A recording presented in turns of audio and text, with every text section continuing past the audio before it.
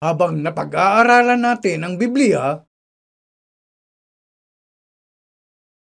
malamang hindi ninyo natatandaan ang lahat ng nabasa natin, pero marahil may isip na ng ilan sa inyo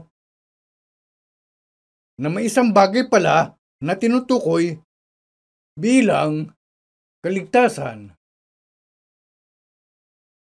Kung wala ang usapin ng kaligtasan sa buhay ng isang individual, matatagpuan niya ang kanyang sarili na inalis sa pagiging kwalipikado bilang tao. Sinasabi ko ito dahil ang pinakamalagang mga salita sa Biblia, yan ay ang pinakamalagang bagay na hinihiling ng Diyos sa tao sa kanyang salita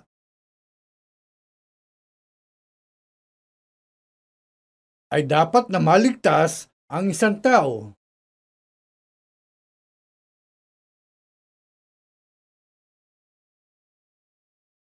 Ang katagang kaligtasan ay pangkaraniwan na at kadalasang ginagamit pero madalas na ginagamit na mali. Ginagamit ang katagang kaligtasan kapag inililigtas ang isang tao sa mabigat na suliranin, iniwan, o hinaharap ang kamatayan. Pero kapag sinasabi ng Biblia ang tungkol sa kaligtasan, hindi lang ito tungkol sa isang tao na inililigtas sa kahirapan o binigyan ng bagong pagkakataong mabuhay ang taong malapit ng mamatay o taong gumaling sa sakit na walang lunas o taong iniligtas sa tila hindi matatakasang kahirapan. Ang ganyang uri ng kaligtasan ay laging matatagpuan sa lipunan ng tao. Pero ano ba ang kaligtasan na tinutukoy ng Biblia? Gaya sa kasasabi ko lang, maraming tao ang dumaranas ng kaligtasan sa iba't ibang paraan habang sila'y nabubuhay mula sa araw ng kanilang kapanganakan hanggang sa araw ng kanilang kamatayan. Marami rin ang namamatay matapos ipanganak. Marami rin ang nabuhay sandali pero naging biktima sa ospital. Ganyan ang mundo na hindi ganoon kadaling buhay ng isang tao ng maayos, palakihin at mabuhay ng mahaba. Ang kaligtasan tinutukoy ng Biblia ay nasa mas mataas na antas kaysa riyan. Hindi kataas ang antas, di ba? Ito ay walang hanggan. Hindi kalabisang sabihin na ang layunin ng isang tao sa pagsilang sa mundo na namumuhay ng maikling panahon sa laman tapos ay lilisan ay upang tanggapin ang kaligtasan. Sa ibang paraan,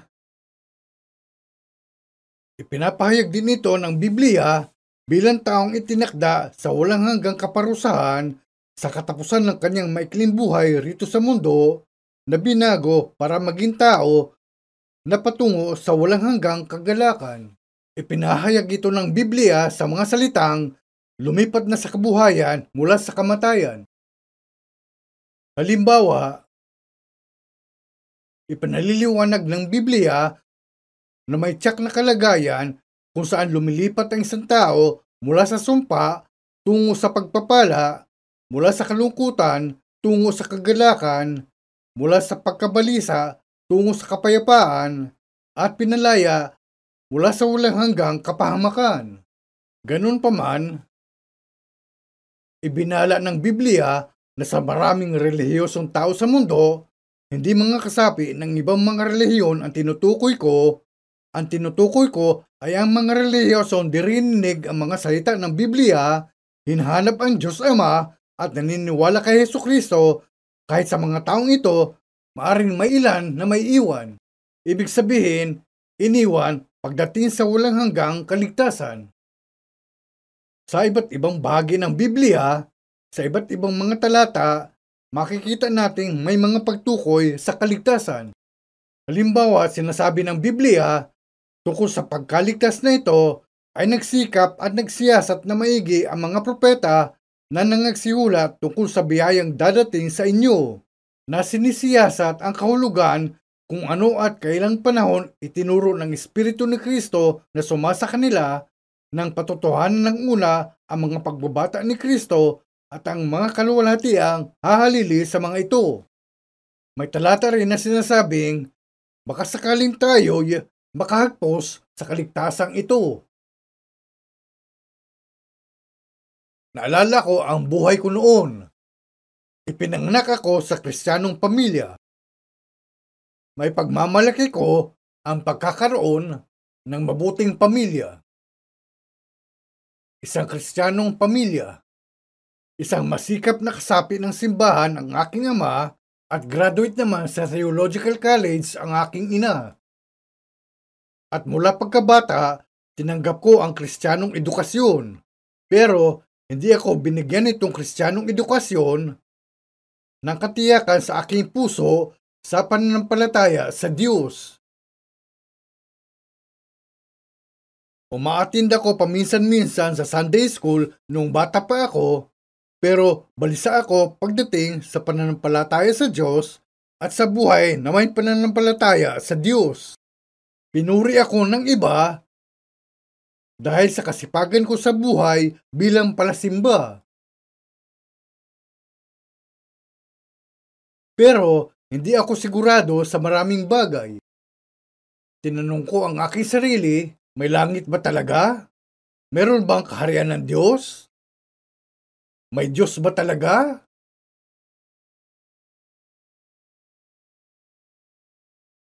At si Jesus?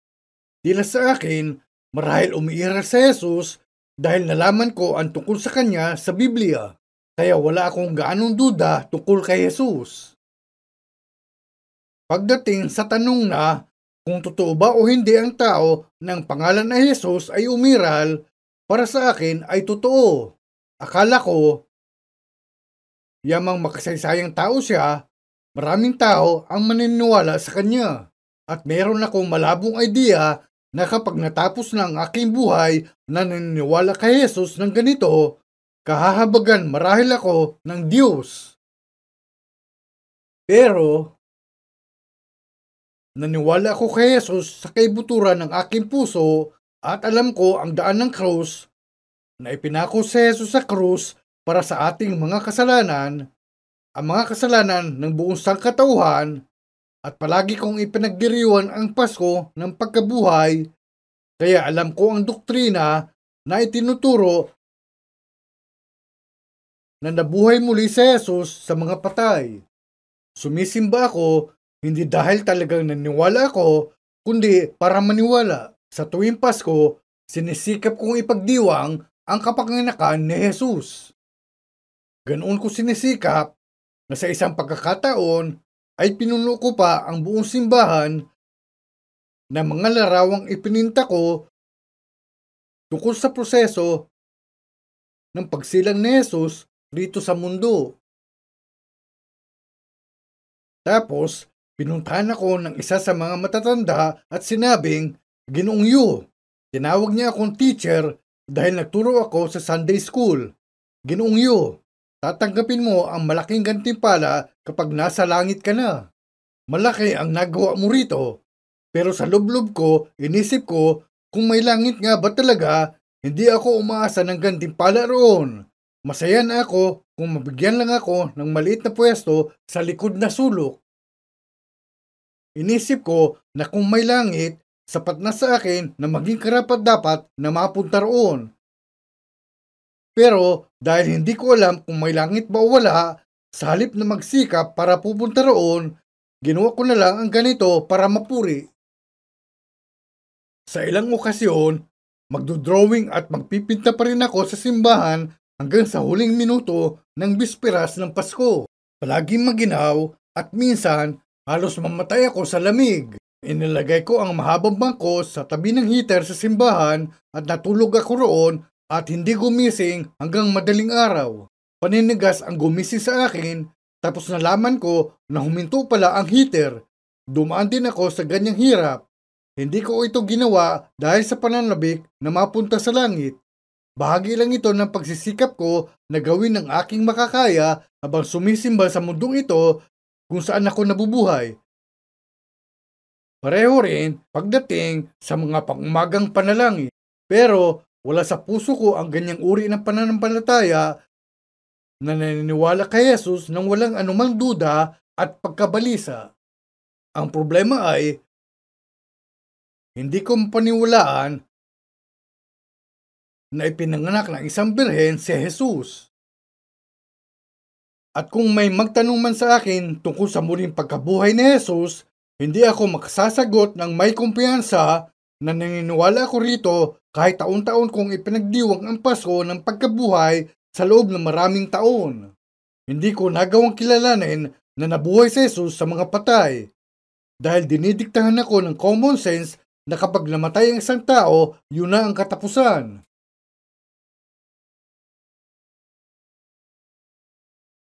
Dahil ang langit at impyerno ay bahagi ng mundong walang may alam, hindi ko masasabi kung umiiral nga ito.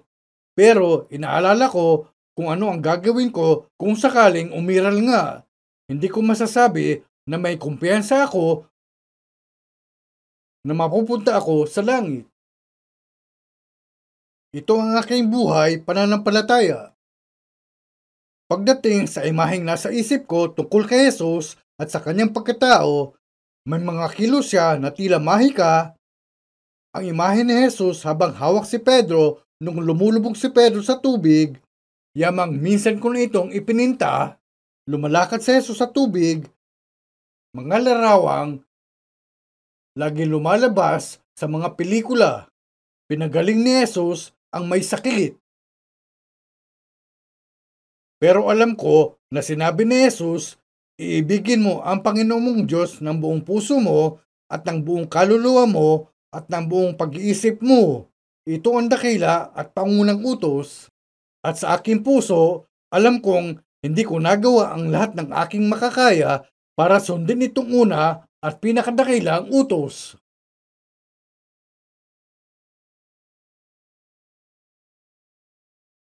Sinasabi sa atin ng Biblia na pag-isipan ng mabuti ang tukol kay Jesus, pero hayaan ninyong ipakita ko sa inyo ang imaheng umiikot sa aking isipan habang sinusubukan kong pag-isipan ng mabuti ang tukol kay Jesus na batay sa karaniwang kaalaman na nakuha sa Biblia.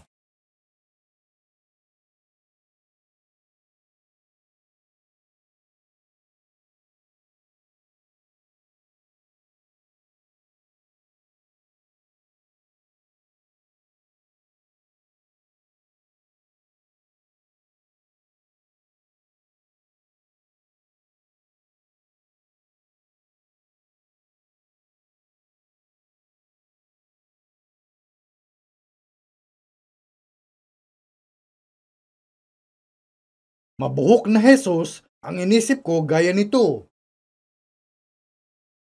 Nang pinag-isipan ko ng mabuti ang tukol kay Jesus, ito ang imaheng nasa isip ko, yamang nakakita ko ng larawang ganito sa Biblia nung bata pa ako.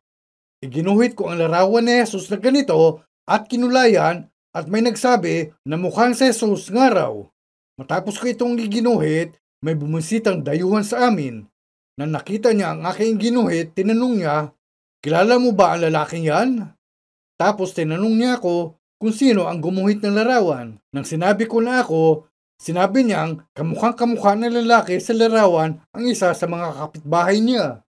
Nang narinig ko na may tao palang kamukha nito, tinanong ko kung ano ang trabaho ng lalaki at may sinabi ang bisita namin sa salitang Koreano pero hindi maganda ang kanyang pagkabigkas at medyo matagal ko makuha na ang sinasabi niya ay gangster. Ang lalaki ay isang gangster. Isipin nyo lang kung gaano ako nalungkot. Minsan binasa ko ang tukol sa isang pintor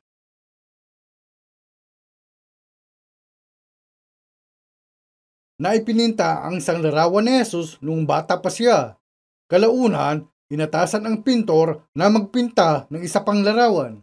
Sa pagkakataong ito, larawan naman ni Judas Iscariote na ipinagkanulo sa Jesus. Habang iniisip niya kung paano ilalarawan ang kasuklam-suklam na si Judas, pumunta siya sa isang kulungan para maghanap ng modelo sa mga bilanggo. Ang modelong nahanap niya ay isang magnanakaw at mamamatay tao, pero nang sinimulan ng pintor ang pagpipinta, sinabi ng modelo, "Nung bata pa ako, kinuha ako minsan para maging modelo ng isang magandang painting." Tinanong ng pintor kung kaninong imahe siya ginawang modelo at sinabi ng bilanggo, "Nung bata pa ako, modelo ako para sa painting ni Jesus." Si Jesus nung bata pa siya. Minsan kong binasa itong kwento sa isang lugar. Kaya maaari tayong guguhit ng larawan ni Jesus, larawan ng isang tao. Pero ang mahalagang punto ay, ang espiritu ni Jesus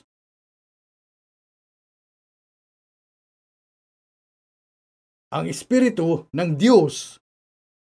Ang mas mahalaga para sa akin ng panahong yon ay ang kagulayan ng aking espiritu sa espiritu ng Diyos, pero hindi ko pinagtuunan ang ganyang mga espiritual na bagay, hindi man lang sumagi sa isip ko. Wala akong makita higit kaysa nalalaman ko kay Jesus batay sa natutunan ko sa kanya sa paaralan.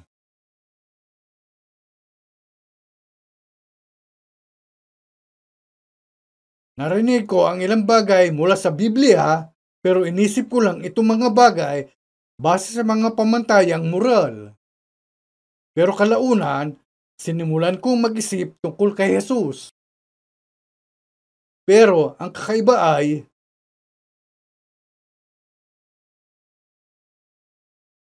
hindi ko naman inaksaya ang oras.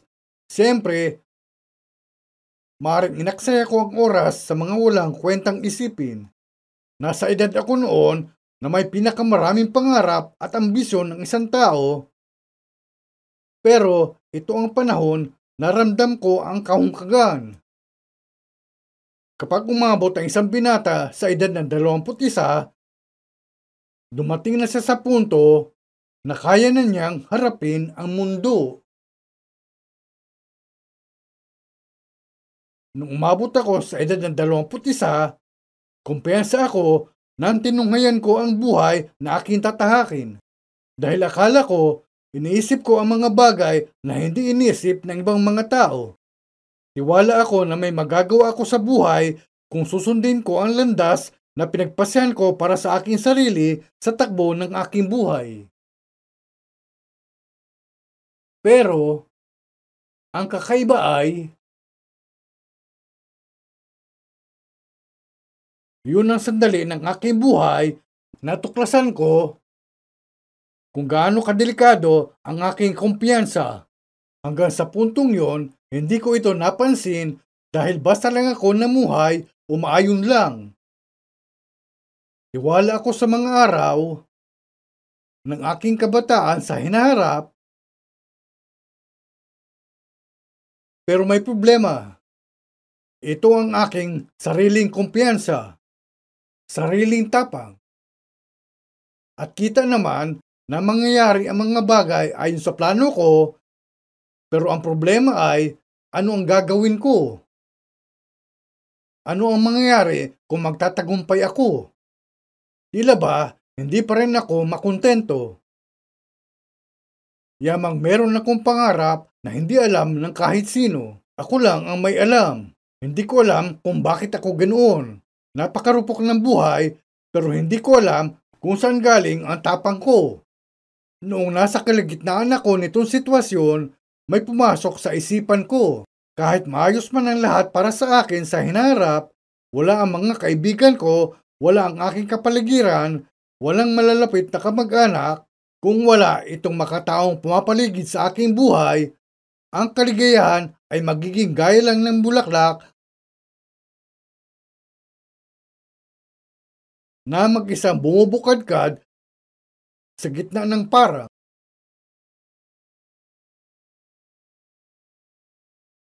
Kailangan na nasa angkop na kagubatan ang isang bulaklak o sa angkop na kapaligiran.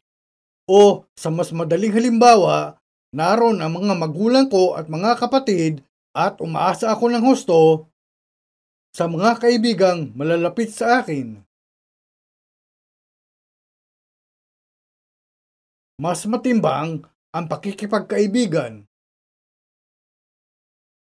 Ganun pa man, sa tingin ko, hindi ko maibabahagi ang kaligayahan sa mga kaibigan ko lang.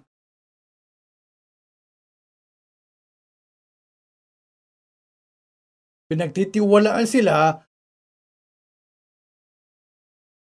at lubos na ipinagkakatiwala sa kanila ang aking sarili.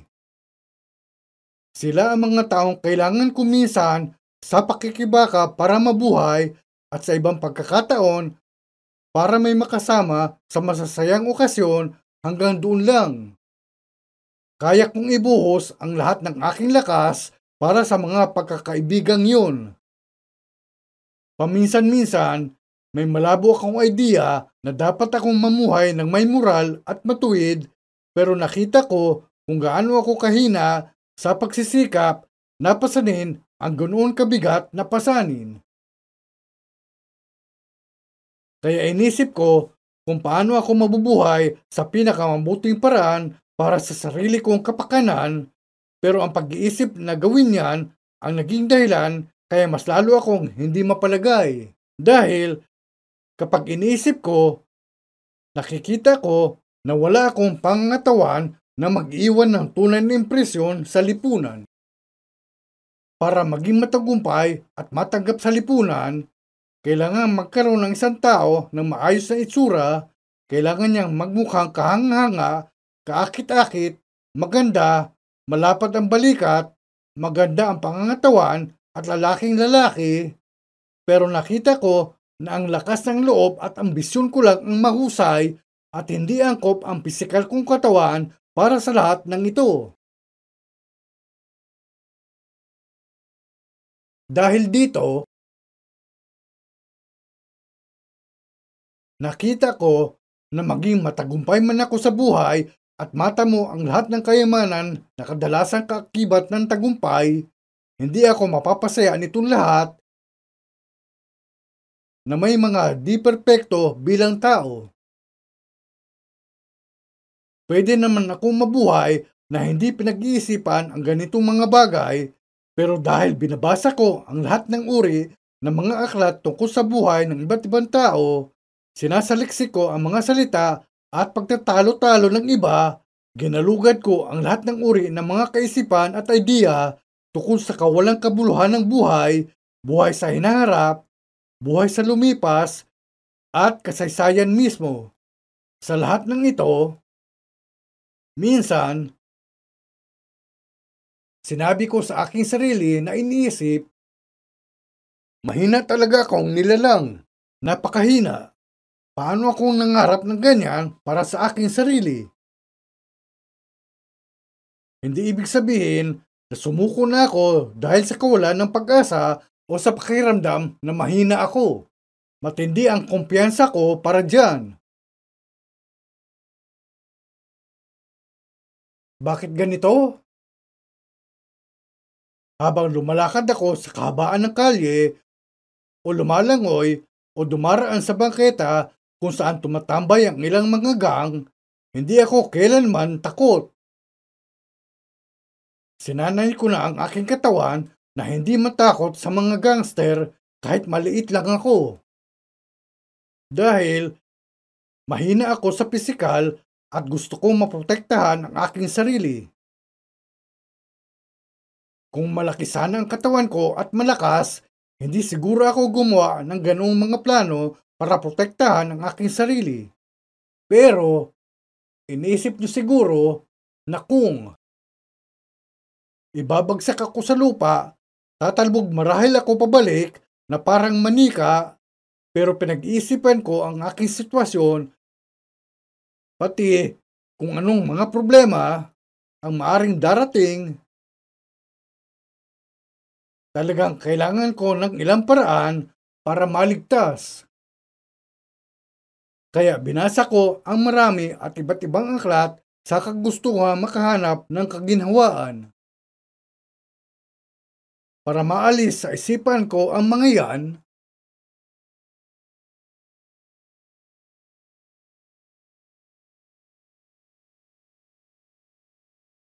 palagi kong dinadala ang walang sulat na notepad, isang sketchbook. At sa tuwing uupo ako, gumuguhit ako. Iginuhit ko ang mga larawan ng mga taong umupo sa paligid, mga taong nag-uusap, mga taong naglalaro ng chess. Tahimik akong uupo sa tabi nitong mga tao at magdodrawing tulad ng isang photographer na kinukunan ang kung ano-ano. Hindi ako nainip kahit isang sandali. Noong 21 na ang edad ko, hindi ako maringgan na sinasabing inip ako, pagod ako, nakakabagot o hindi kawili-wili. Lagi talaga akong abala. Pinanatili kong abala ang aking sarili. Pero kasabay nito, may sumasagi sa isipan ko paminsan-minsan. Ano ang mapapala ko sa lahat ng ito? Bumangon ang ganitong problema. Kaya sa aking puso, inisip ko na kailangan ko na itong ayusin. Inisip ko na baka may paraan para tuluyan ko ng mabago ang paraan ng pamumuhay ko sa ngayon. Inisip ko, lahat naman ay tinutuloy lang ang kani-kanilang buhay, kaya ano ang napakabuti sa espesyal na pamumuhay sa aking sarili? Nagkaproblema ako ng ganito. Pero, sa kabutihang palad man ito o hindi, isang landas ang binuksan sa harapan ko. Nagkaroon ako ng pagkakataong tanggapin ang Biblia. Noong 17 ng Marso, 1962, binigyan ako ng Biblia, isang malaking Biblia. May Biblia din sa aming bahay, pero tinanggap ko itong Biblia sa sarili kong sikap. Ganun pa man, hindi ako gaanong masaya, pero dahil sinabi sa akin ng taong nagabot sa akin na hindi ako ang uri ng tao na patuloy na magbabasa ng Biblia, determinado akong patunayan na mali siya at sinimulan ko itong basahin dahil lang dyan. Pero habang binabasa ko ang Biblia, nakita ko na may matinding kadiliman ang humahawak sa aking puso. Batid ko na may likas na kasalanan sa loob ko, isang bagay na hindi ko masyadong napag-isipan bago ito. Hindi dahil sa hindi malinaw sa akin na kasalanan ang biglaang pagsisinungaling, habang binabasa ko ang Biblia, formal kong kinilala na dahil merong likas na kasalanan sa loob ko, dahil lang sa sarili kong pagsisikap, kaya hindi ko ginagawa ang ginoong mga kasalanan, dahil sa likas na ito na nasa loob ko, maring lalabas ang kasalanan na nasa akin sa anumang oras na tila kinakailangan. Pagkatapos noon, sinimulan kong balikan ang lahat ng ginawa ko noong kabataan ko, pati na ang saloobin na nasa aking puso. Batid ko na lubog ako sa makasalanang puso. Hanggang isang araw, sa ikapito ng Abril ng taong ding yon, mga 8:00 ng gabi, pinakikinggan ko ang isang taong nagsasalita tungkol sa Biblia. Binabanggit niya ang kamatayan ni Jesus na alam ko na naman. Mula pagkabata, alam ko na ang talata sa Biblia na sinasabing, sapagkat gayon na lamang ang pagsinta ng Diyos sa sanglibutan na ibinigay niya ang kanyang bugtong na anak upang ang sino man sa kanya ay sumampalataya ay huwag mapahamak, kundi magkaroon ng buhay na walang hanggan. Alam na alam ko ito, pero sa araw na yon, pinaniwalaan ko ito sa unang pagkakataon sa aking buhay. Sa unang pagkakataon, patatawag ko ang Diyos bilang Panginoon sa aking puso. Nagkaroon ako ng tiyak na kasiguruhan sa aking pananampalataya.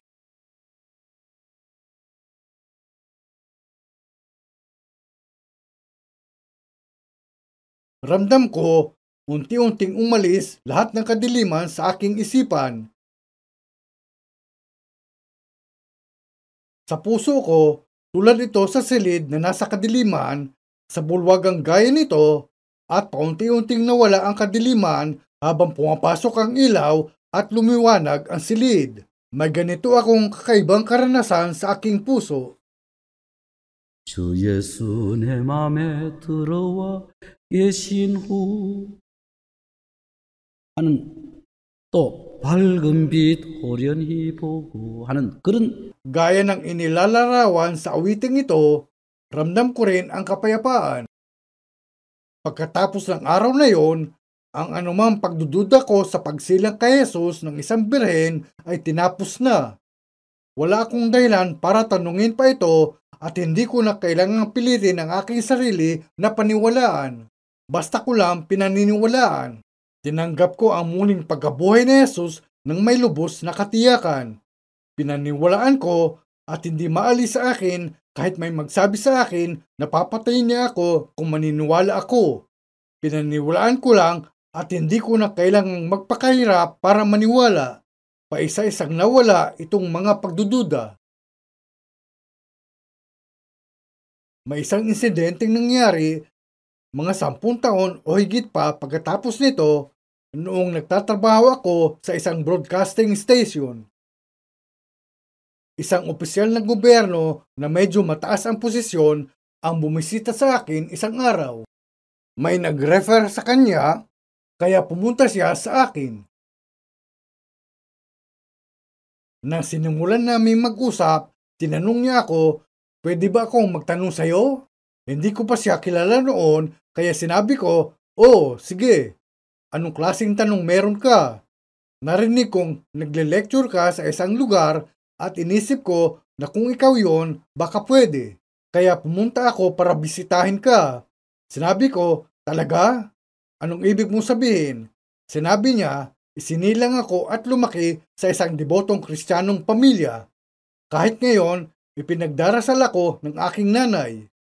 Dahil sa impluensyang ito, naging debotong Kristiyano ako ng tuluyan. Hindi ako kailanman tumahak ng maling landas sa lipunan at hanggang ngayon, namumuhay ako bilang tapat na Kristiyano sa abot ng aking makakaya. May posisyon din ako sa aming simbahan. Pero, sagutin mo sana ako ng tapat. Ganitong tao kasi ako. Tapos sinabi niya sa akin, pero hindi ko alam kung meron ka rin pagdududa gaya ng sa akin.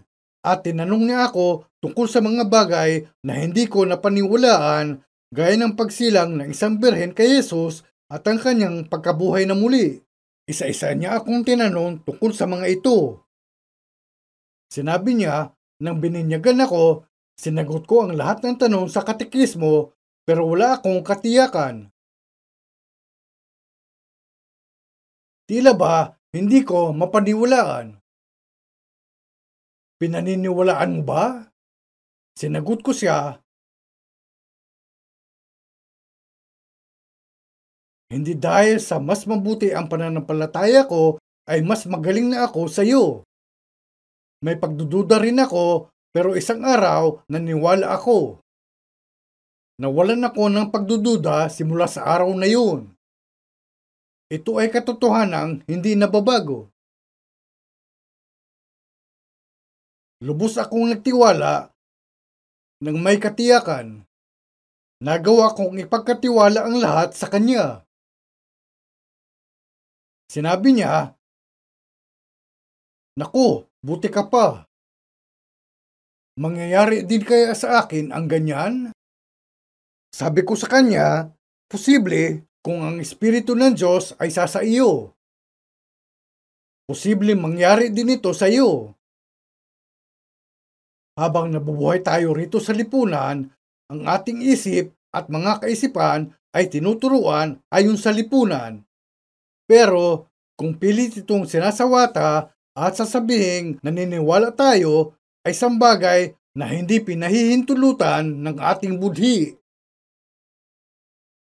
Yamang dumarating ang paniniwala sa pamamagitan ng hiwaga ng Diyos, napakaluhati itong bagay. Umaasa ako na maging posible rin ito para sa iyo. Mas bata ako sa iyo, kaya ayaw ko namang basta lang buksan ang Biblia at magsalita at ipangaral sa mas nakatatandang tulad mo. Pero huwag kang mag-atubiling magpunta muli anumang oras na gusto mo. Sa panahong yun, 32 taong gulang na ako. Kapag binabalikan ko, iniisip ko na marami pa sigurong katulad niya sa mundong ito. Okay lang ba sa inyo kung tatanggalin ko ang jacket ko? Marami pa sigurong ganyang tao rito sa mundo. Hindi lang ako, pero malamang na marami pang mga tao sa paligid natin at sa mundong ating ginagalawan ay may parehong mga taong tulad sa lalaking yun. Ito ang inisip ko. Pero isang araw, pagkatapos kong magturo sa klase ng Sunday School sa simbahan ng Presbyterian na dinadaluhan ko, nagkaroon ng pulong kaming mga guro. Umalis na ang lahat ng mga bata at naglilinis na ang mga guro.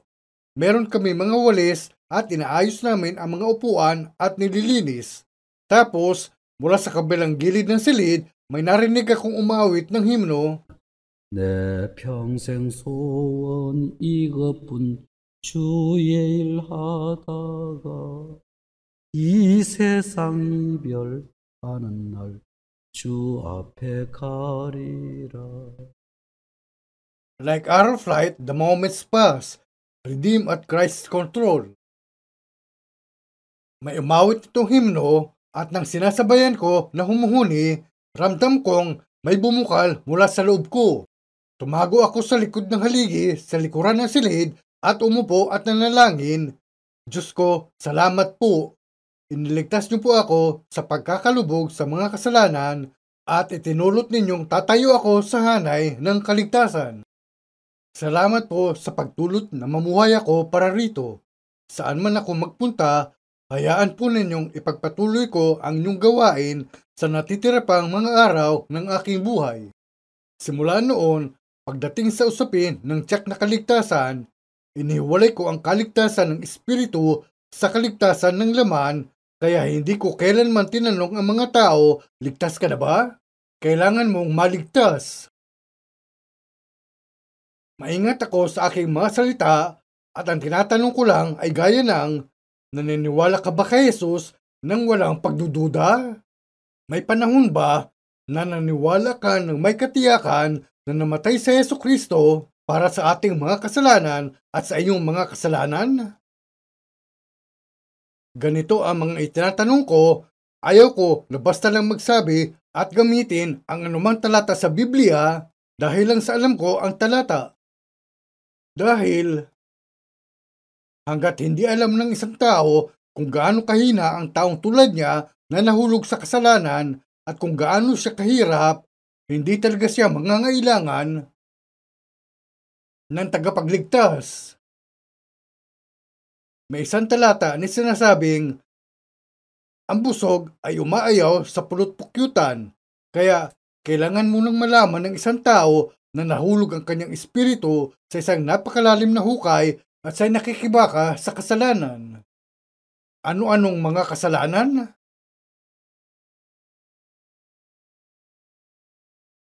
May nangyari sa akin noong isang araw. Ako ang tao na inisip na hindi ako nagkakasala ng labis batay sa pamantayang moral. Pero isang araw, habang binabasa ko ang Biblia, itinulak ko ito palayo.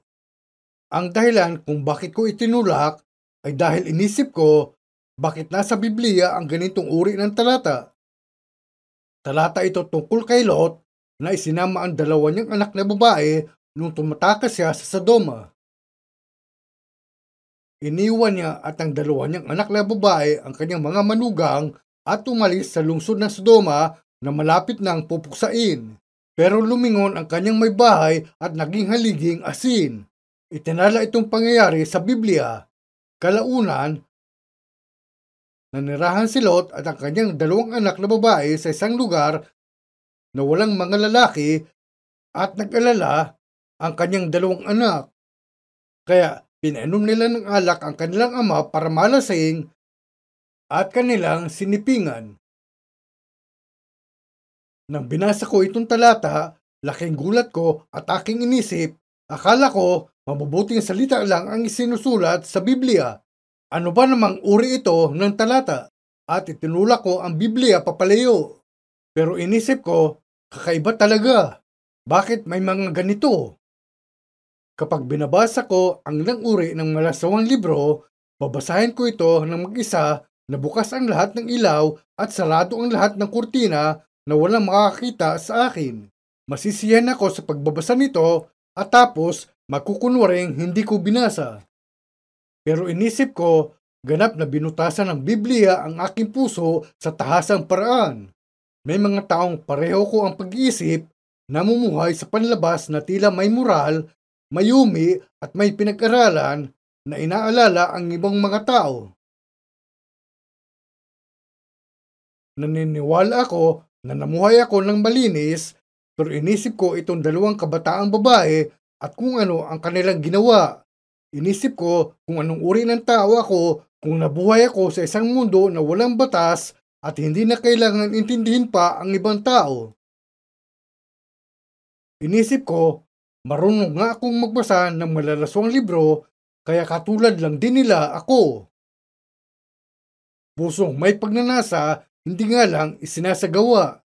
Kapag binigyan ito ng siyentipikong interpretasyon sa ngayon, madaling sabihin na hindi ito seryoso, na natural lang ang ganito at nangyayari dahil nga may pisikal na katawan ang tao. Pero hindi ganito ang kalagayan ng aking puso. Noon pa man, palagay ko, sinimulan ito mula noong nasa middle school ako, may isang magandang babae na laging dumadaan sa akin habang papasok ako sa paaralan. Kaedad ko lang siya. Napaka-inosente at maganda siyang tingnan.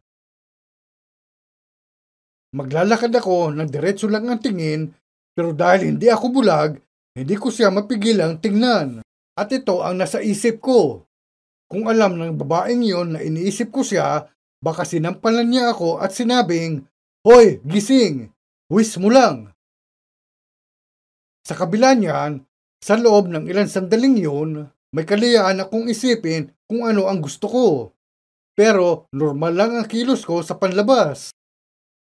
Isang araw, narinig ko ang kantang inaawit ng mga bata. 갑순이와 갑돌이가 Ganyan din sa akin. Tapos kumanta sila. Ngunit nagkunwari silang hindi at yan din ang ginagawa ko. Pero bakit lulong ako sa pagkukunwari samantalang 22 taong gulang pa lang ako? Pinapahirapan ako nito. Ganun din kapag pupunta ako sa mga lugar tulad ng beach, sa halip na mag-swimming, magdodrawing ako ng mga larawan ng mga tao mula sa malayo na nagsasunbathing o umupo at nakikipag-usap o lumalakad. At kapag umuwi na ako, inisip ko, sinisikap ko lang kunan ang kagandahan ng mga tao. Pero alam ko ang nasa isip ko dahil katawan ng tao ang iniisip ko. Kung ganun, ano ang nasa puso?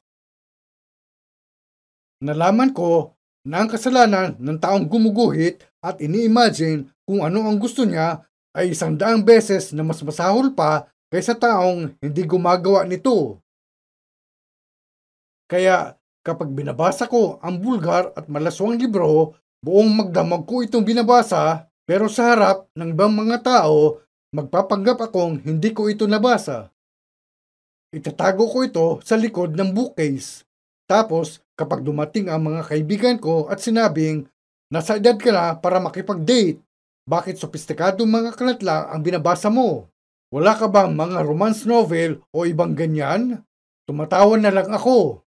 Kahit sabihin ng ilang tao na walang kasalanan sa ganyan, ang katotohanan na pinagtatakpan ko ang aking pagiging likas na makasalanan ay kasalanan mismo. Ang katotohanan na nagkukunwari akong hindi ganyan. Pero isang araw, natuklasan ko itong mga salita sa Biblia. Narinig ninyong sinabi, huwag kang mangangalunya. Tatapwat, sinasabi ko sa inyo na ang bawat tumingin sa isang babae na taglay ang masamang hangad ay nagkakasala na ng pangangalunya sa kanyang puso. Nang nakita ko ito, wala akong nagawa kundi sumuko. Inisip ko, Diyos ko, ako man ay makasalanan. Hindi naman dahil sa hindi malinaw ang pagkabatid ko na isa akong makasalanan.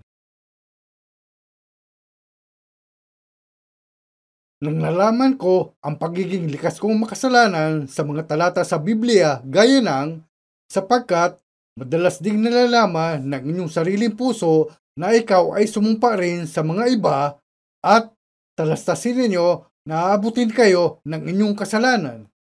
Inisip ko, Diyos ko, paano ba ako mapapatawad sa mga kasalanang ito? Alam ko itong lahat bilang doktrina at kahit ipahayag ng aking bibig ang lahat ng mga kasalanang pinahihirapan ng aking puso, napakarami ang hindi ko maalala.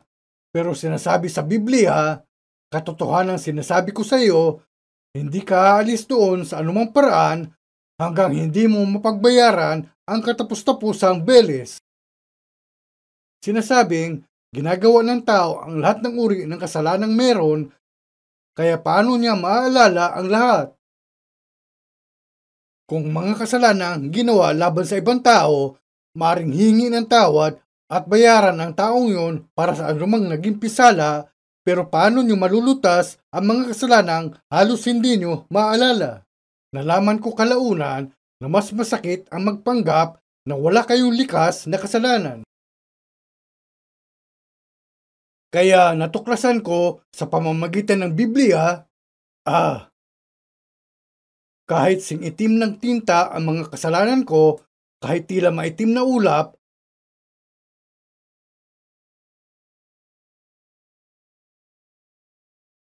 maaring malutas ang mga ito gaya sa ipinangako ng Diyos. May ganito akong puso. Kaya habang binabasa ko ang Biblia, nalaman ko kung tiyak tayo sa kaligtasan ng ating espiritu sa araw na pababalikin ng Diyos si Jesucristo rito sa lupa, ganap ding babaguhin ang ating katawan sa pamamagitan ng kanyang kapangyarihan at mangyayari ang ganap nating kaligtasan sa araw na yun.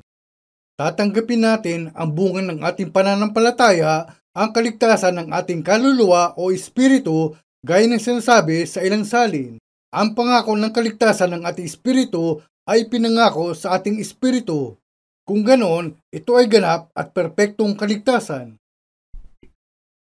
그 완전한 구원 그 크신 사랑 저 위에서 찬송하리. Glory, glory, thus I sing. Nothing but the blood of Jesus. Nalaman ko na ito ay totoo. May panahon na pinagaan ang pakiramdam ko habang binabasa ko ang Biblia. Kahit alam ko na may katiyakan na pinatawad na ang aking mga kasalanan. Hayaan niyong ipakita ko sa inyo tungkol ito sa landas na natahak ng aking espiritu.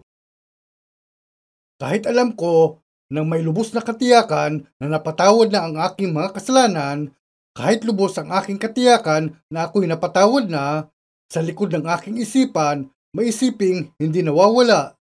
Patuloy akong magkakasala hanggang sa harapin ko ang kamatayan. Kaya may natuklasan ako habang binabasa ko ang Biblia.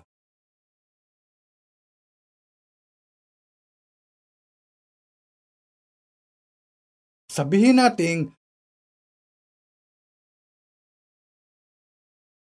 ito ang mga kasalanang sinasadya at ito naman yung mga hindi.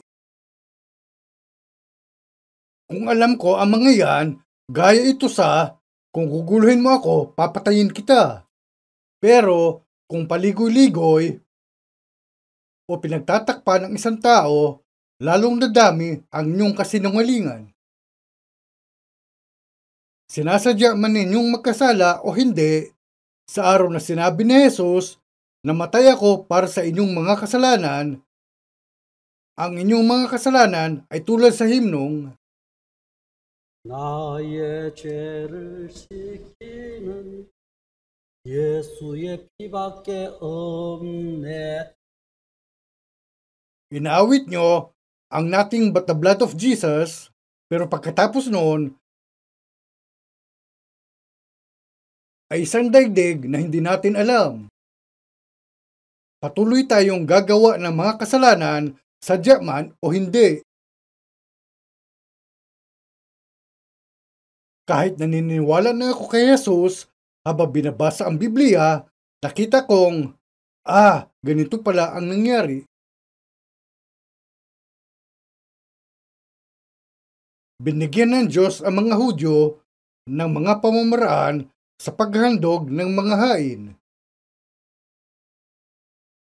Ano ang ilan sa mga pamamaraang ito? Para malinisan ang mga kasalanan ng isang tao, ilang mga hayop gaya ng mga kordero, kambing at mga guya ang dinala sa harap ng mga saserdote.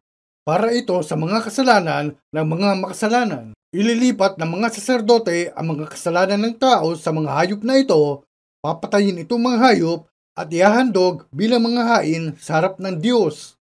Isinasagawa itong mga tuntunin ng mga Hudyo sa panahon ng lumang tipan. Kahit inihahandog ng mga saserdote itong mga hain, dahil mamamatay rin ang punong saserdote kalaunan, kailangan may hahalili sa kanya. Kaya kailangan nilang patuloy na maghandog ng mga hain. Pero hindi patuloy na makapaghain ng tao dahil siya'y mahina. Kaya dahil hindi makapagbibigay kapatawaran ang dugo ng mga hayop sa kasalanan ng mga tao nang walang hanggan, pumarito ang kordero ng Diyos bilang hain para sa walang hanggang katubusan. Ibinuhos ni Jesus, ang kordero ng Diyos, ang kanyang dugo sa krus upang walang hanggang patawarin ang ating mga kasalanan. Ang kamatayan ng libo-libo, 10,000, kahit daang milong pang malinis na hayop ay hindi magagawa ang ginawa ng isang taong si Jesus, ang bugtong na anak ng Diyos, sa pamamagitan ng kanyang kamatayan. Sa pamamagitan nitong isang kamatayan, kinamtan ni Jesus, ang bugtong na anak ng Diyos, ang walang hanggang katubusan sa pagbubuhos ng kanyang mahalagang dugo at walang hanggang pinatawad ang ating mga kasalanan. Nakita ng Diyos ang dugong yun at pinatawad ang ating mga kasalanan. Pinatawad tayo mga makasalanan na binalutan ng dugong yun. Nakita ko ito sa Biblia. Punta tayo sa mga Hebreo. Mga Hebreo, Kabanata 10.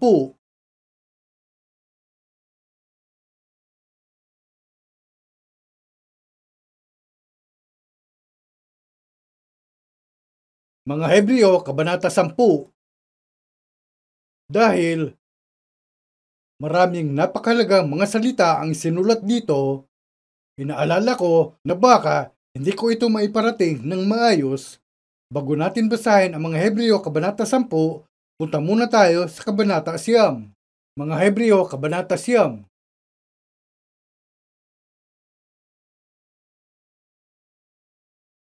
Kung nakita nyo na, basahin natin ang talata 12.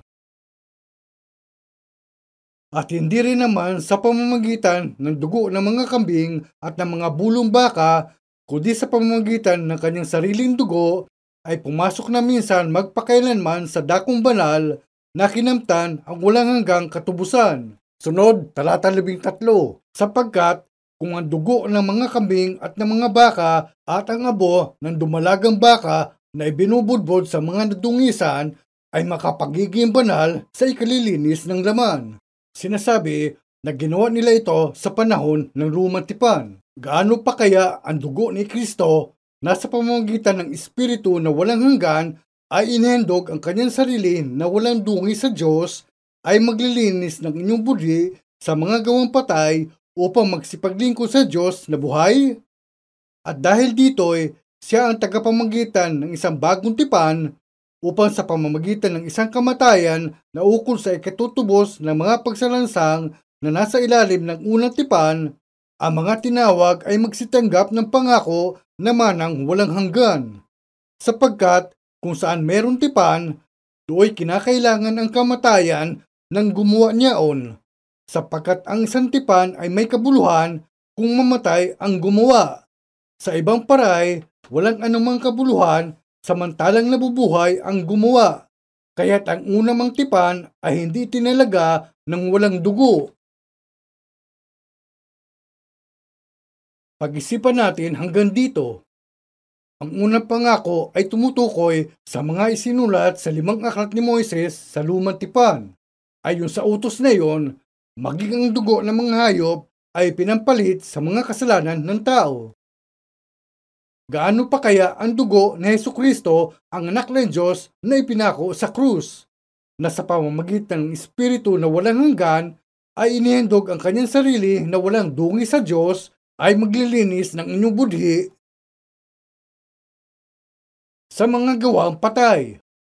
Ito ang ipinapaliwanag nitong talata. Matagal na panahon bago isinilang si Jesus dito sa mundo, sinabi ng isa sa mga propeta na sumulat sa mga awit. Basahin natin ito sa mga Hebreo, Kabanata 10, mula talata 5. Nakita nyo na ba? Kaya't pagpasok niya sa sanglibutan ay sinasabi, hain at handog ay hindi mo ibig, ngunit isang katawan ang sa akin ay inihanda mo. Sa mga handog na susunugin at mga hain patungkol sa mga kasalanan ay hindi ka nalugod. Talata 7, na magkagayoy sinabi ko, narito, ako'y pumarito, sa balumbon ng aklat ay nasusulat tungkol sa akin upang gawin, O Diyos, ang iyong kalooban. 1,000 taon bago isinilang si Jesucristo, 1,000 taon bago pumarito si Jesucristo sa mundo sa laman, isinulat ng isang propeta itong mga salita. Tungkol sa pagkaligtas na ito ay nagsikap at nagsiyasat na maigi ang mga propeta na nangagsiula tungkol sa biyayang dadating sa inyo, na sinisiyasat ang kahulugan kung ano at kailang panahon itinuro ng Espiritu ni Kristo na sumasa kanila ng patutuhanan ng una ang mga pagbabata ni Kristo at ang mga kaluwalhatiang hahalili sa mga ito. Paano niya hinulaan ang mga iyon? Talata 7, na magkagayoy sinabi ko, narito, sa balumbon ng aklat ay nakasulat tungkol sa akin sa lumang tipan, upang gawin, O Diyos, ang iyong kalooban. Pauna nang sinabi ng Diyos ang tungkol sa kamatayan ni Jesus na mangyayari pagkaraan ng 1,000 taon. Sunod, basahin natin mula talata 9. Saka sinabi niya, narito, ako'y pumarito upang gawin ang iyong kalooban. Inaalis niya ang una upang maitatag ang ikalawa. Sa kalooban niyaon, tayo'y pinapaging banal sa pamamagitan ng pagkahandog ng katawan ni Kristo na minsan magpakailanman. Madalas nating inawit ang ganitong himno. 날래게 뛰어나가 믿음으로 나의 마음 지금 깨끗하였네. Kung may puso tayo na harap sa krus ni Jesus at tahimik na ilahad ang ating puso, ang pusong binahiran ng kasalanan sa harap niya at sabihing, Panginoon, salamat sa pagpasan sa aking mga kasalanan. Kung ganoon, sa kalooban niyaon, tayo'y pinapaging banal sa pamagitan ng pagkahandog ng katawan ni Kristo na minsan magpakailanman. Sunod, talata 12. Ngunit siya, nang makapaghandog ng isa lamang hain patungkol sa mga kasalanan magpakailanman, ay umupo sa kanan ng Diyos. Buhat noon ay naghihintay hanggang sa ang kanyang mga kaaway ay maging tuntungan ng kanyang mga paa. Sapagkat sa pamamagitan ng isang paghahandog ay kanyang pinasakdal magpakailanman ang mga pinapagiging banal. At ang Espiritu Santo ay nagbibigay patutuo rin naman sa atin, sapagkat pagkasabi niya na ito ang tipang gagawin ko sa kanila, pagkatapos ng mga araw na yaon, sabi ng Panginoon, ilalagay ko ang aking mga kautusan sa kanilang puso at isusulat ko rin naman sa kanilang pag-iisip, at ang kanilang mga kasalanan at kanilang mga kasamaan ay hindi ko na alalahanin pa. At kung saan may kapatawaran ng mga ito, ay wala ng paghahandog na patungkol pa sa kasalanan. 너희 죄 흉악하나 기억 May ganitong himno, di ba? Hindi na niya aalalahanin pa. Ilalagay ko ang aking mga kautusan sa kanilang puso at isusulat ko rin naman sa kanilang pag-iisip at ang kanilang mga kasalanan at kanilang mga kasamaan ay hindi ko na aalalahanin pa. Walang hanggan ng tinakpan ng Diyos ang ating mga kasalanan ng dugo ni Jesus. Inawit natin ang ganitong himno. 영원토록 내 할 말 예수의 피밖에 없네. Sunod, talata 14. Sapagkat sa pamamagitan ng isang paghahandog ni Jesus bilang walang hanggang hain, ay kanyang pinasakdal magpakailanman ang mga pinapagiging banal. Pinatawad na ang mga kasalanan ng isang tao, hindi lang sa kalahati ng kanyang buhay, kundi magpakailanman. Tingnan natin. Hindi lang ang mga dumaang kasalanan ang pinatawad, kundi mula sa walang hanggan. Nabubuhay ang mga tao sa panahon ng lumang tipan na naniniwala sa kanyang pagdating. Pinaniniwalaan naman ng mga tao sa panahon ng bagong tipan ang nagawa na niya nang siya'y dumating. Ang mga kordero, kambing at guya ay silbing halimbawa na ipinapakita ang mga magaganap kalaunan. Pinatay itong mga hayop at iwinisik ang kanilang dugo para patawarin ang mga kasalanan ng tao. Pero ngayon, ang anak ng walang hanggang Diyos ay pinako sa krus at ibinuhos ang kanyang dugo. Gaano pa kaya kung ang dugo niya ang lilinis ng inyong mga kasalanan magpakailanman? Datapwat ngayon ay minsan siya'y nahayag sa katapusan ng mga panahon upang alisin ang kasalanan sa pamamagitan ng paghahandog ng kanyang sarili. BC at AD, tinitingnan natin ang lumipas na at nagdaan. Binabalikan natin at naniniwala sa katotohanang dumating si Jesus nung lumipas na 2,000 taon at siya ang namatay sa halip na tayo para sa ating mga kasalanan. At tunay natin itong ipinagpapasalamat. Ang katotohanan na namatay si Jesus kalaunan ay pinakita sa mga tao noon sa pamamagitan ng tansong ahas. Sa panahon ni Moises, gumawa siya ng tansong ahas at tinuruan ang mga Israelita na mga humamon at nagsalita laban sa Diyos, nagagaling ang sinumang titingin sa tansong ahas. Pero inisip ng ilan sa kanila, paano ka ba gagaling sa pagtingin lang sa ahas na yan? Mas mabuti pa kung susunugin at ilalagay ang abo niyan sa sugat na tinaklaw ng ahas para gamutin ang kamandag sa sugat. Pero sinabi ng Diyos, nagagaling sila sa pagtingin lang dito. Anino ito ng mga talata sa Biblia na tumatalakay sa kung ano ang ibig sabihin ng maniwala. Hindi na kailangang papatay pa ng mga tupa at iba pang mga hayop, pero ang aninong naipakita sa balangkas ay tapos na. Ang dugong ibinuhos ni Jesus sa krus ay hindi lang pinatawad ang mga kasalanang ginawa natin sa lumipas, kundi kinamtan niya ang walang hanggang katubusan. Mga kasalanan man ito sa lumipas o mga kasalanan sa hinaharap, mga kasalanang ginawa sa lumipas o gagawin sa hinaharap, lahat ng mga kasalanan ay nasaklaw na ng dugo ni Jesus. Tinitingnan tayo ng Diyos sa pamamagitan ng dugo ni Jesus at sa kanyang mga mata, napatawad ng lahat ang ating mga kasalanan. Kung gumagawa tayo ng mali sa ating buhay pagkatapos nating maniwala sa katotohanan ito, taos-puso tayong hihingi ng kapatawaran sa harap ni Jesus para mapanatag ang ating isipan. Bakit natin ito ginagawa? Kung sinasabi nating tayo'y walang kasalanan, ay ating dinadaya ang ating sarili at ang katotohanan ay wala sa atin. Ito ang sinasabi ng Biblia. Kahit naniniwala tayo kay Jesus ng may katiyakan, makakagawa pa rin tayo ng mga kasalanan sa ating buhay. Nang isang araw, napapalapit na ang oras ng paggisa ni Jesus, Pinaupo niya ang mga alagad at hinugasan ang kanilang mga paa. 제자들의 발을 씻어 남 섬기는 종의 도를 몸소 행해 보이셨네. Si Jesus na sinabing pumarito siya sa mundo hindi lang upang paglingkuran kundi upang maglingkod ay namatay para sa mga kasalanan tulad ko at tulad mo para sa lahat. Binanggit ni Pedro itong katotohanan kalaunan sa kanyang buhay pero nang nilapitan siya ni Jesus para hugasan ang kanyang mga paa, tumanggi siya na sinasabing, Panginoon, huwag mong hugasan ang aking mga paa kailanman. Sumagot si Jesus kay Pedro, kung ganoon, hindi ka magkakaroon ng bahagi sa akin. Nang narinig ito ni Pedro, sinabi niya, hugasan mo hindi lamang ang aking mga paa, kundi pati ang aking ulo at lahat na. Pero sinabi ni Jesus, ang napaliguan na ay walang kailangang hugasan maliban ang kanyang mga paa.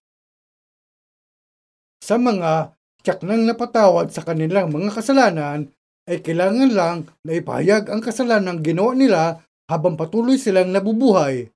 Walang hanggan ang kaligtasan, pero pagdating sa mga kasalanang dumudumi sa atin sa ating buhay, inayos na rin ang mga ito sa pamamagitan ng dugo ng kordero ng Diyos. Ang Panginoon ay nasa kanan ng Diyos at bilang dakilang saserdote ng ating espiritu, kumikilos siya bilang tagapamagitan para sa ating mga kasalanan kahit ngayon. Punta tayong lahat sa unang Juan.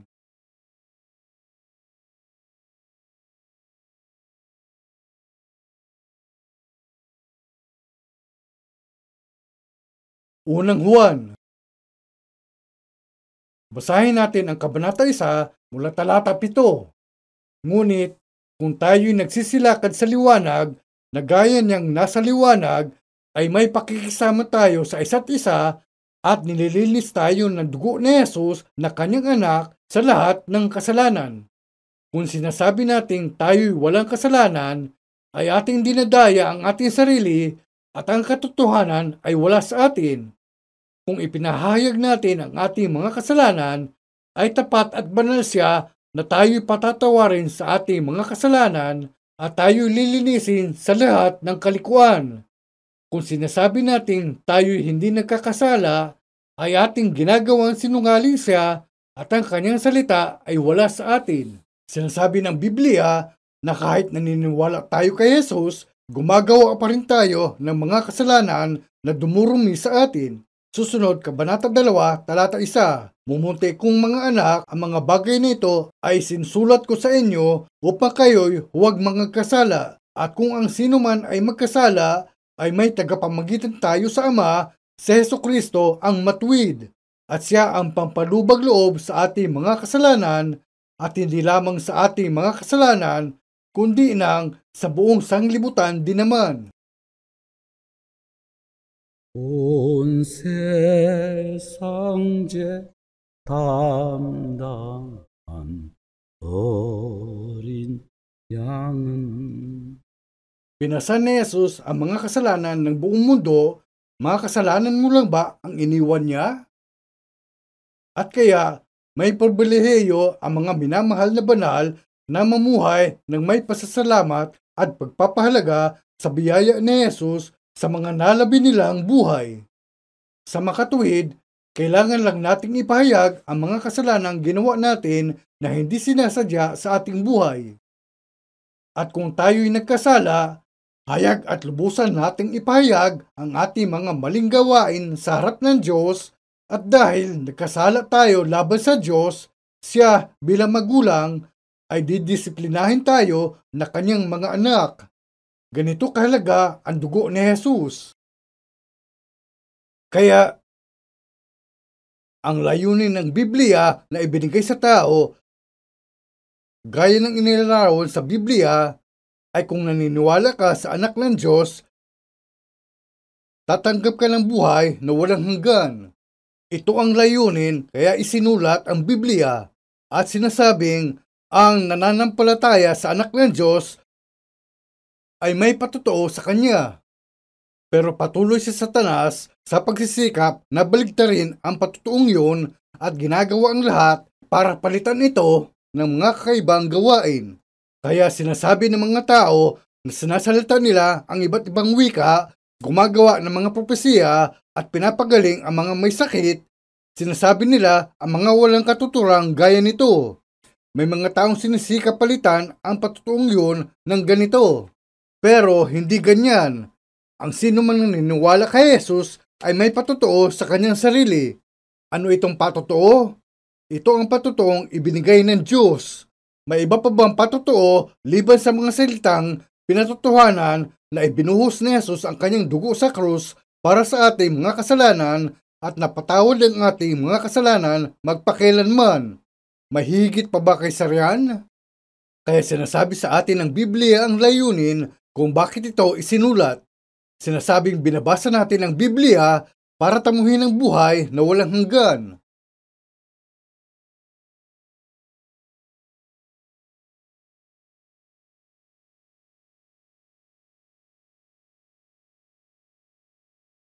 Basahin natin ang unang Juan, Kabanata 5, mula talata 10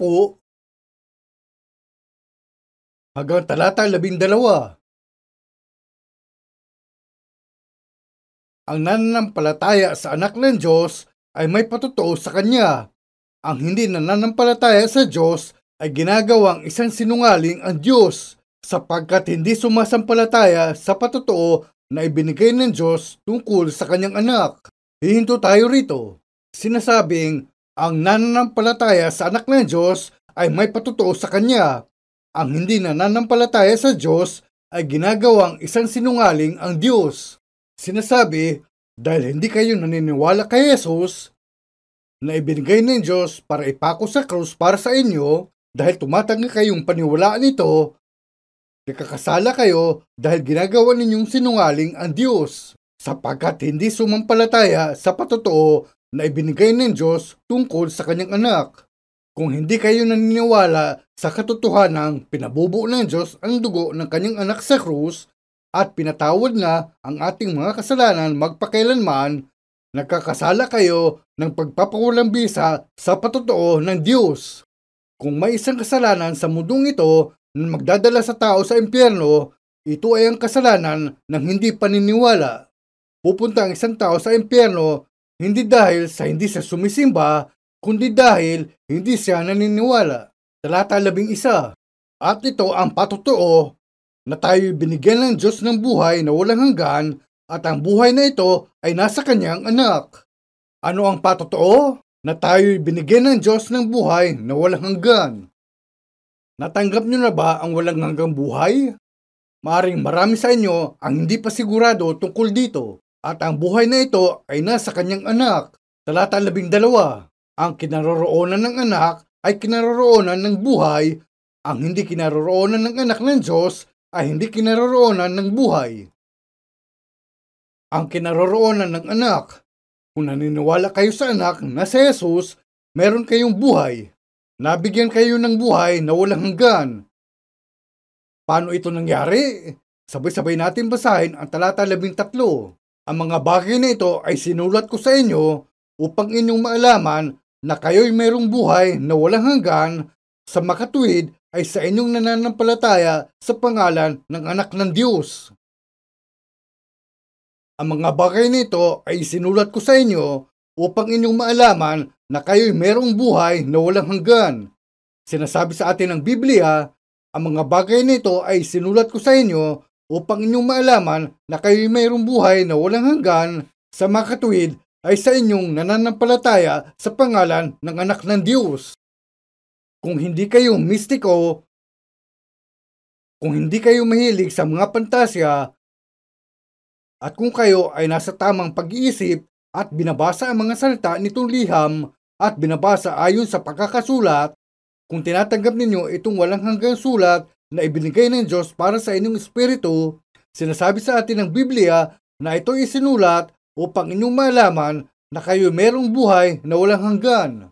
Ibinigay niya itong mga salita para bigyan tayo ng katiyakan na meron tayong buhay na walang hanggan. At kaya, kung itatanong natin kung ano ang layunin ng pagbabasa ng Biblia, kung itatanong natin kung ano ang tunay na kalooban ng Diyos para sa tao, ito ay sinugo ng Diyos ang kanyang anak para bigyan ang mga espiritu ng mga natalikdan magpakailanman ng pribilehiyong mabuhay magpawalang hanggan. Ang buhay na walang hanggan. Punta tayong lahat sa Juan Kabanata 6.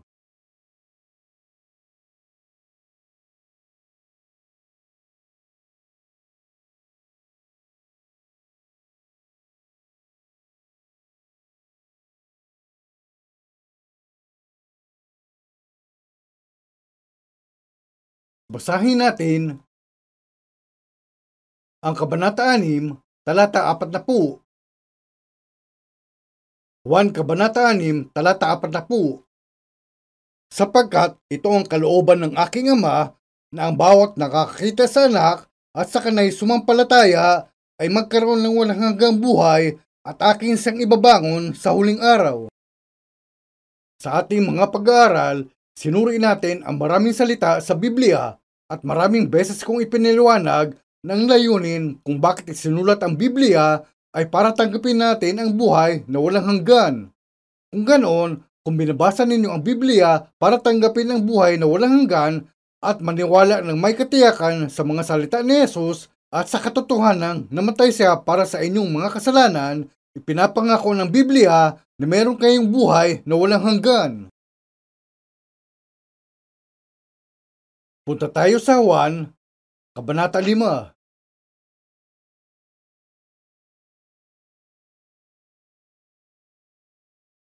Basahin natin ang Juan Kabanata 5, talata 24.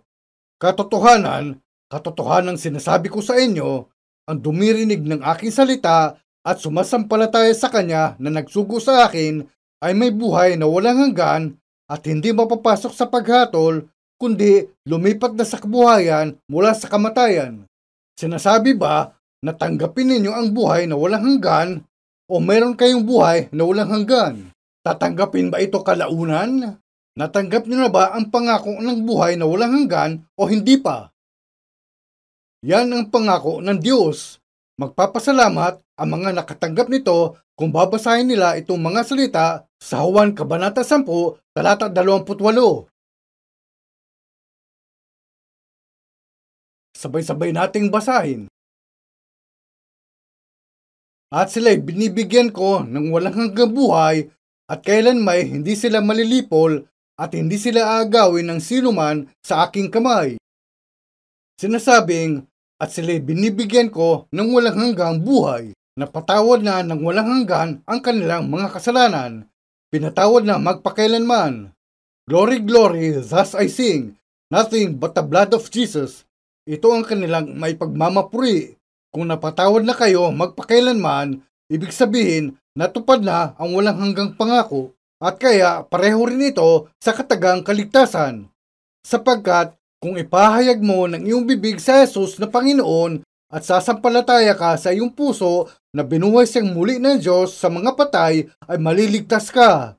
Sapagkat ang tao ay nananampalataya ng puso sa ikatutuwid at ginagawa sa pamamagitan ng bibig ang pagpapahayag sa ikaliligtas.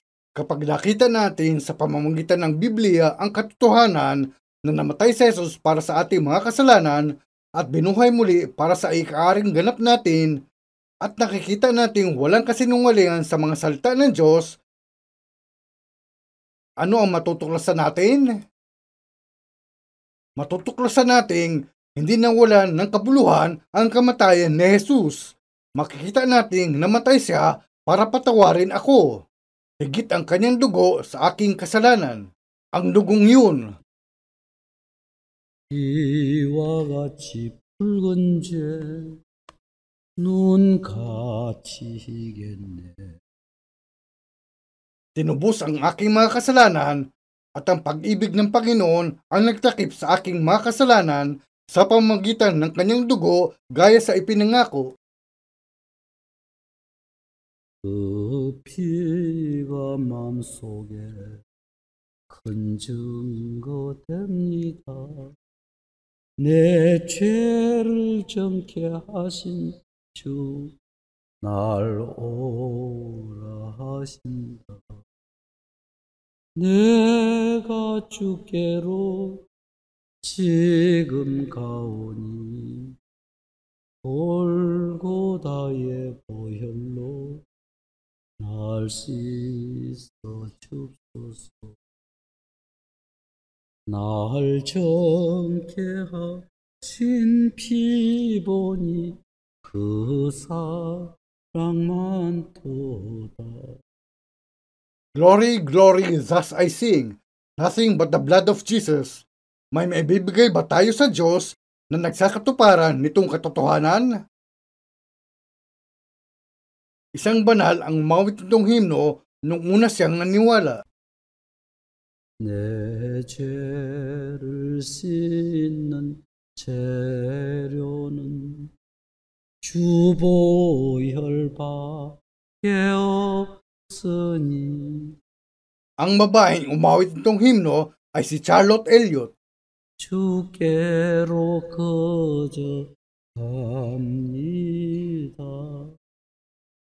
Inawit niya itong himno ng tumpak sa espiritong niyakap sa harapan ng Panginoon.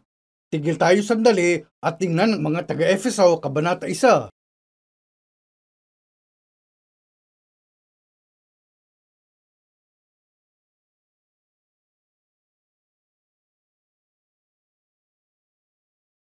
Mga taga-Efeso, Kabanata 1. Babasahin ko ang mga talata 5 at 6. Na tayo'y itinalaga niya ng una pa sa pagkukupkop na tulad sa mga anak sa pamamagitan ng Hesukristo sa ganang kanya ayon sa minagaling ng kanyang kalooban sa ikapupuri ng kaluwalhatian ng kanyang biyaya na sa atin ay pinagkaloob na masagana sa minamahal. Natawag niya tayo upang mapuri ang kaluwalhatian ng kanyang biyaya na naibigay sa atin ng walang bayad na kanyang mga minamahal. Sunod sinasabing, sapagkat kung ipahayag mo ng iyong bibig sa Jesus na Panginoon at sasampalataya ka sa iyong puso na binuhay siyang mag-uli ng Diyos sa mga patay, ay maliligtas ka. Ito ang sinabi ng Diyos. Datapwat, ano ang sinasabi nito? Ang salita ay malapit sa iyo, sa iyong bibig at sa iyong puso. Kung naniniwala tayo kay Jesus at kapag kinakausap natin ang isa't isa, basahin natin ang mga taga-Efeso, Kabanata 2, talata 8 at 9. Sabay-sabay nating basahin. Sapagkat sa biyaya kayo nangaligtas sa pamamagitan ng pananampalataya, at ito'y hindi sa inyong sarili, ito'y kaloob ng Diyos, hindi sa pamamagitan ng mga gawa, upang ang sinuman ay huwag magmapuri. Sapagkat sa biyaya kayo nangaligtas sa pamamagitan ng pananampalataya, ililigtas ba o nangaligtas na? At ito'y hindi sa inyong sarili, ito'y kaloob ng Diyos, hindi sa pamamagitan ng mga gawa, upang ang sinuman ay huwag magmapuri. Sinasabi nitong wala kayong dapat ipagmapuri dahil natanggap ninyo ito ng libre, hindi sa pamamagitan ng ating mga gawa. Ibig sabihin, sa pamamagitan ng biyaya ng Diyos na isinakripisyo ang sarili niyang anak, kaya naligtas niya tayo. Sunod nating tingnan ang talata 5. Bagamat tayo'y mga patay dahil sa ating mga kasalanan, tayo'y binuhay na kalakip ni Kristo. At sunod, sapagkat sa biyaya, kayo'y nangaligtas. Sa biyaya ng Diyos, kayo nangaligtas. Hindi sa pamamagitan ng mga gawa. Inihayag ng Panginoon ang kamay ng kanyang kaligtasan para ligtas tayo ng ganito. Kaya, kung tunay tayong naniniwala kay Jesus, hindi lang ang kaligtasan ng ating espiritu ang ipinangako, kundi walang hanggang kaligtasan ang naipangako. Kahit sa sandaling ito, maraming mga Kristiyano at denominasyon, kahit ang maraming pangunahing mga grupo, ay sinasabi na hindi malalaman ang katiyakan ng kaligtasan o darating lang ito pagkatapos ng kamatayan. Itinuturing ng maraming tao na kaibangang sabihin na naligtas ang isang tao rito sa mundo at tinatawag nila ito na maling doktrina at pilit nilang binabaliktad. Ito ay problemang dulot ng hindi maayos ng pagbabasa ng Biblia. Kung babasahin natin ang Biblia sa paraang nararapat, makikita nating napatawad na tayo. Napatawad na tayo sa ating mga kasalanan, na ibig sabihin, mayroong katubusan para sa ating mga katawan. Na habang nabubuhay tayo at naniniwala kay Kristo, at sino ba ang may alam kung kailan o saan tayo biglang tatawagin ng Panginoon sa Kanya, sa pagkamatay man sa aksidente, o sa digmaan, o dahil sa alta presyon o sakit, anuman ang dahilan, kapag nilisan natin itong mundo, pupunta ang espiritu natin sa harap ng Diyos. Sa mga lumisan na ay naghihintay rin kasama ang mga buhay na banal sa panahong darating. Hanggang kailan? Hanggang sa pagbabalik ng Panginoon. Sa isang tiyak na sandali, sa araw na darating ang Panginoon, ang mga buhay ay kukunin paitaas. Ang kukunin paitaas ay ibig sabihin, babaguhin sila mula sa katawang ito para maging perpekto. Tingnan natin ito sa mga taga-Roma, Kabanata 8, talata 23.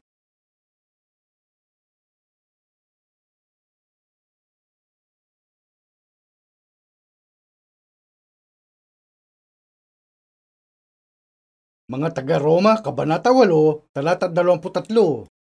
At hindi lamang gayon, kundi pati naman tayo na mayroong mga pangunahing bunga ng Espiritu sa makatuwid bagay, tayo na may nangagsisibik din sa ating sarili sa paghihintay sa pagkukupkop na dili iba't ang pagtubos sa ating katawan, sapagkat tayo iniligtas sa pag-asa. Datapwat ang pag-asa na nakikita ay hindi pag-asa, kaya't sino nga ang umaasa sa nakikita? Tayo na may nangagsisibik din sa ating sarili sa paghihintay ng pagkukupkop na dili iba't ang pagtubos sa ating katawan. Hinihintay natin kung kailan babaguhin ang ating katawan. Tapos ang mga banal na nauna na sa atin ay magsisibalik. Kapag dinala sila ni Jesus, sasalubugin natin ang Panginoon kasama sila sa hangin. Kahit yung mga nauna ng lumisan ng mga tinikman ang kamatayan. 공중에서 나팔 소리 천지 진동할 때에 구원 얻은 성도들을 모으리. Ito ay himnong inaawit kahit saan, pero ngayon, kung isipin natin ang tungkol dito, 주 예수님 공중에 임하실 때 나 일어나 맞이하리. marami mga tao na ito ang inaawit sa lahat ng mga himno. At ito pa, 하나님의 은혜로 있을 데 없는 자 왜 구속하여 주는지 난 알 수 없도다. 나는 믿고 또 의지함은 내 모든 형편 잘 아는 주님 늘 간수해 주실 것을 내가 확실히 아네. 왜 내게 굳센 믿음과 또 복음 주셔서 주 예수 믿게 하는지 난 알 수 없도다. 나는 믿고 또 의지함은 내 모든 형편 잘 아는 주님 늘 간수해 주실 것을 내가 확실히 아네. 이 초로 인생 살 동안 내 갈 길 편할지 또 주님 만날 처소도 난 알 수 없도다.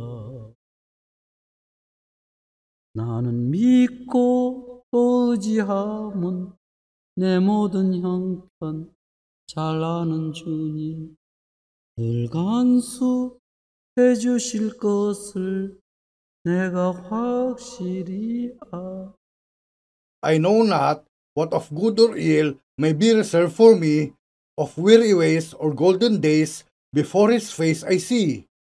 But I know whom I have believed, and am persuaded that he is able to keep that which I have committed unto him against that day. 주 언제 강림하실지 복낮에 혹밤에 또 주님 만날 쳐서도 난 알 수 없도다. 나는 믿고 또 의지함은 내 모든 형편 잘 아는 주님 늘 간수해 주실 것을 내가 확실히 아네. Pausman ang aking boses na sa puso ko itong himno. Maaring may magsabi, wala ka sa tono, ano ngayon? Gusto ko pa ring awitin, ganun lang. Pag-isipan natin. Ano ang pagpupuri sa Panginoon? Ano ang pinapupurihan natin? Hinihintay natin ang kanyang pagbabalik. 새벽부터 저녁까지 깊은 찬송을 하네. 나는 천당 가는 동안 오시기를 바라고. Ang mga kantang inaawit ng mga banal ay may layunin. Iba ang mga ito sa mga awiting panaghulang rito sa mundo. Iba sa mga awiting pinananawikan ng mundo. Ang lahat ng mga himnong inaawit ng mga banal ay may malinaw na layunin at plano. Mga awit ito tungkol sa pinagpalang pag-asa. Itong mabiyayang katotohanan na nailigtas tayo ng Panginoon na dapat sana'y magdurusa ng walang hanggan sa walang katapusang paghihirap. Ang Diyos na alam itong kahabag-habag na buhay na kinakaharap natin ay sinugo ang kanyang anak bilang kanyang kahalili para iligtas tayo magpakailanman sa paglalagay ng malaking tulay sa pagitan ng Diyos at ng sangkatauhan. Yan ang kamatayan ni Jesus sa krus.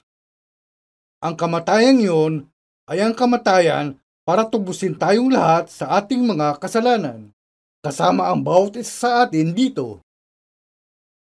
Sinasabi sa atin ng Biblia na kung babaliwalayin natin ang ganito kadakilang kaligtasan, wala tayong kawala. Manalangin tayo.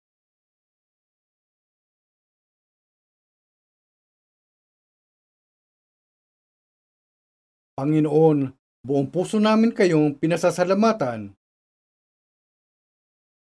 Nabuhay kaming walang alam kung ano ang biyaya o kung ano ang pag-ibig at tinanggap naman itong maipagpapasalamat na pag-ibig na naihanda ninyo para sa amin ng walang bayad. Pinasasalamatan namin kayo dahil dito. Lubos po namin kayong pinasasalamatan na walang hanggan ninyo kaming hinugasan ng mga makasalanan, ang makasalanang tulad ko na itinakda sa walang hanggang kapahamakan sa pamamagitan ng dugo ng ating Panginoong Jesus. Naway purihin kayo magpakailanman. Kung meron man sa amin, anuman ang kanilang nakaraan na nagdududa pa rin at hindi kabahagi ng inyong banal na pag-ibig, dalangin naming yakapin sila ng banal na espiritu at kayo na ibinigay ang hininga ng buhay kay Adan ay aalalayan sila ng inyong mga salita upang kanilang maunawaan na kayo ang nagbigay ng buhay na walang hanggan at sana'y kanilang matanggap ng may pasasalamat. Ipinagkakatiwala namin sa inyo ang lahat ng natitira naming oras at lahat ng aming iniisip at idinadalangin namin sa pangalan ni Jesus. Amen.